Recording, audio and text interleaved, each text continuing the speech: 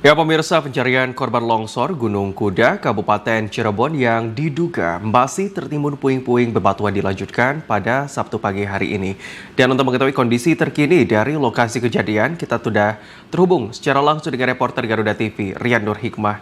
Rian, bagaimana kondisi pagi hari ini di lokasi kejadian? Apakah proses pencarian korban ini sudah dimulai? Silakan. Ya baik, selamat pagi Habib dan juga pemirsa. Memang benar bahwa pada pagi hari ini dijadwalkan ini pencarian korban untuk bencana longsor yang telah terjadi pada pukul 10 pagi kemarin ini dilanjutkan. Adapun dalam pantauan pada pagi hari ini sendiri memang kami memantau dari sejak pagi tadi, nantinya apel untuk melakukan pencarian korban digelar pada pukul 6.30 dan kemudian eksekusinya sendiri akan dilaksanakan pada pukul 7. Sementara pada saat ini memang aktivitas sendiri di lokasi kejadian saat ini mulai ramai, di mana para anggota kepolisian kemudian juga dari tim SAR dan juga personil gabungan lainnya ini mulai memadati ataupun juga memasuki kawasan tempat longsor terjadi, yaitu di Galian C, Gunung Kuda, Desa Cipanas, Kabupaten Cirebon begitu.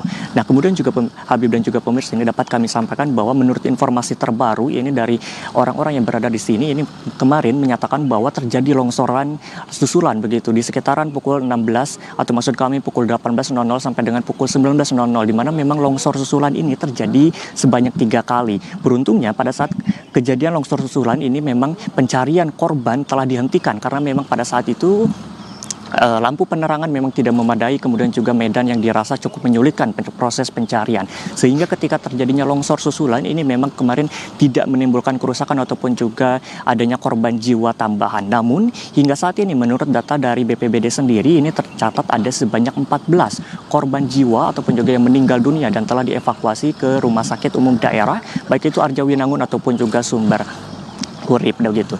Nah, kemudian juga pemirsa, dari 14 korban ini memang dari catatan terakhir juga ada 6 korban lainnya, yaitu ke 6 korban yang dinyatakan ini hanya luka-luka ringan begitu. Dan apabila kami juga tadi mengintip di antara korban-korban tersebut ini memang ada beberapa di antaranya yang memang masih berusia di bawah umur begitu. Ada yang masih berusia 12 tahun, namun beruntungnya ini dinyatakan hanya luka-luka ringan saja begitu. Habib dan juga pemirsa, proses pencarian ini memang masih akan terus dilanjutkan mengingat bahwa masih adanya sekitar 8 orang yang diduga tertimbun dari bebatuan ataupun juga longsor yang terjadi dari sejak kemarin. Kemudian juga angka tersebut ini memang masih belum bisa dipastikan secara pasti karena memang masih adanya dugaan bahwa 8 orang ini bisa bertambah lebih, mengingat juga kemarin ketika pukul 10 pagi ini longsor terjadi, ini aktivitas pendambangan batu dan juga kapur ini tengah berlangsung.